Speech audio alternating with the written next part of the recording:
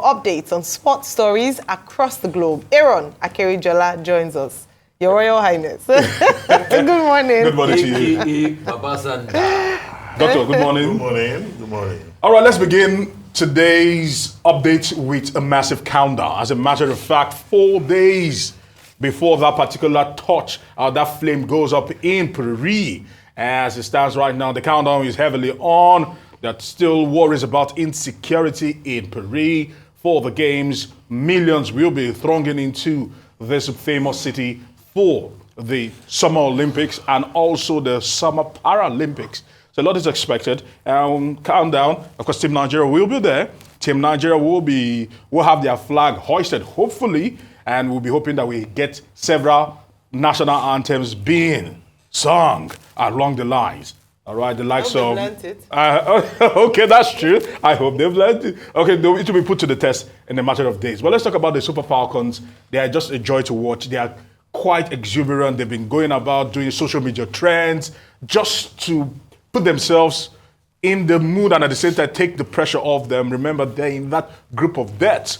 And they will also be beginning their campaign this week. And we wish them all the best. This are the Shola and the gangs have been doing all the trends that have been making rounds on social media, I beg your pardon. Now, let's actually get straight into it now. Let's start it off with Formula One. And a very, very unknown name for his first time. Oscar Piastri is his name. All right, he rides for McLaren. And he actually got a massive win. It was a McLaren 1 and 2.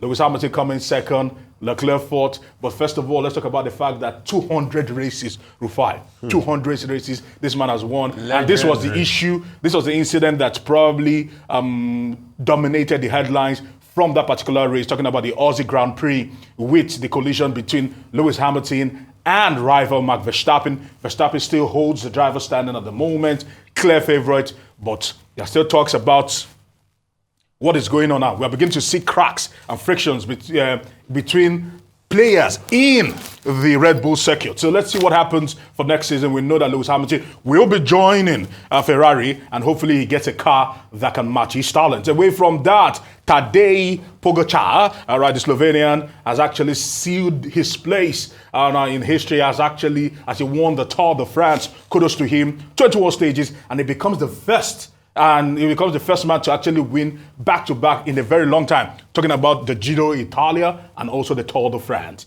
And away from that, Rafa Nadal didn't have a good weekend as he's preparing for the Olympics. He was hoping to take his form into the Olympics, but that did not happen as he was beaten by number 51 seed Nuno Borges 6-3, 6-2 at the Swedish Open in Bastad. Okay, away from that, a lot of people have been talking about racism, and they say one of the worst racism that can happen is when blacks are going against another black. So over the weekend, we had a pre-game for the Olympics. Team USA, they are a juggernaut when it comes to basketball at the Olympics. They've always won gold, just maybe once or twice in the last 50 years that they've been attending. Then, a small country, South Sudan, and there were talks in the US. They're talking about South Sudan. Why should the team be playing South Sudan? These are some of the biggest names in basketball going against South Sudan. But they had the shockers of their life. It ended 101 to 100. As a matter of fact, South Sudan had the lead at a particular point in the second quarter. The team had to come from there. Talking about Team USA, they had to come from behind to actually win that one, 101 to 100.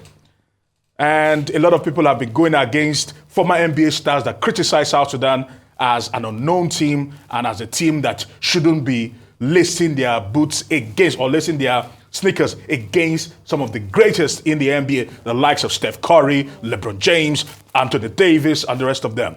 It just shows that there's still a lot of disparity when it comes to sports, that you might be black, but some people feel that they are blacker than others, which should not be in the 21st century. Yeah. For me, why is America? Have Nigeria not beaten America in basketball? No, basketball, America. I just want to rub basketball royalty. Wait, have Nigeria not beaten America in basketball? I don't think so. We came close. I can't remember. Not in any competitive game I know, sir. But we're beating them in basketball. Not in any competitive game I know. Yeah. Those that were talking, some Americans can be very, very raw and illiterate in nature. Yeah. They forget that one of their a great NBA player was from South Sudan called Manute Ball. The country that produced the likes of Manute Ball, you are thinking they won't be able to play son. Is it because what they read in media is about the fight in Jonglei State and Kordofan, and they think everything in South Sudan is about war? No, you might have problems in the country, but it doesn't mean they are not good sports people. They are not competitive people. They showed them. And they showed them. Yes. That's what I was asking. I think you should also check your... I think Nigeria has beaten America. It might not be a competitive goal. We're beating America in basketball. So, and it's not for their own preserve alone. Yes, we know they are good. They have one of the best basketball leagues in the world. The second thing I'm going to raise a concern about is about Verstappen. It shows he's not a good sportsman. And that's why what happened to him. But that's how his father raised him. He's a vicious animal when he's in the car. It's a bad. This was another thing too that he almost did in Monza to kill Hamilton. If not for that halo that saved Hamilton that time. There to actually save Hamilton. All right, Olympics week has finally come. Yes. And I mean, there are questions around France, Paris, readiness to receive teams from around the world. Very importantly, as we're talking about the Super Falcons, that they were actually stuck in their elevator, in their hotel in Paris. So just to mention that it's not just it happens everywhere in the world. Yes, it does. But it brought up concerns around safety.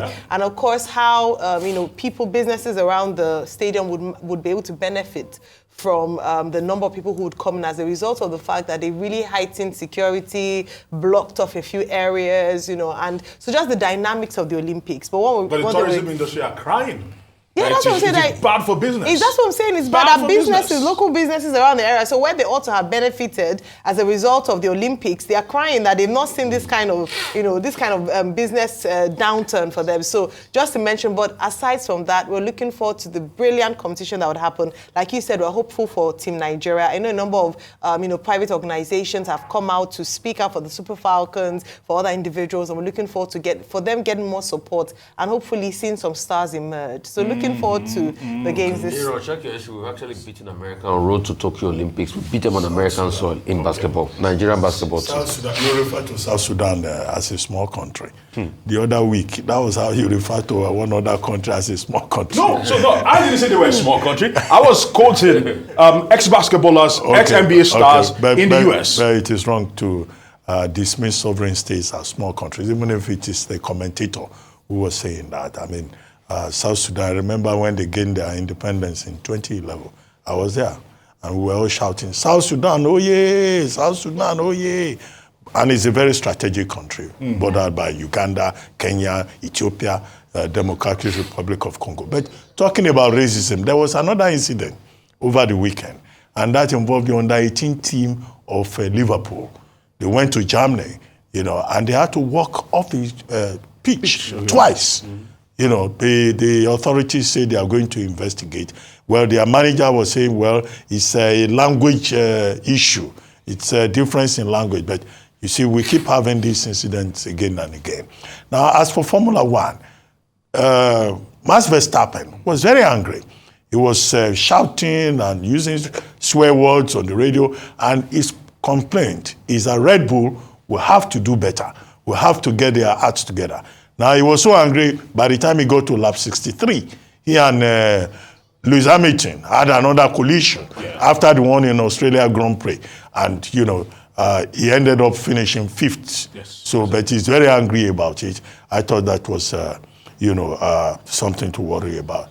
And then the son of Vincent Enyema, is that correct pronunciation? Enyema. His son is now also with Lille, where his father was a goalkeeper, 2011 to 2018. So, like father, like son. The son also rises. I'm happy for the good news because he just lost his father. He just buried his father some few weeks ago. Talking about Vincent Enyema. So our heart goes out to him.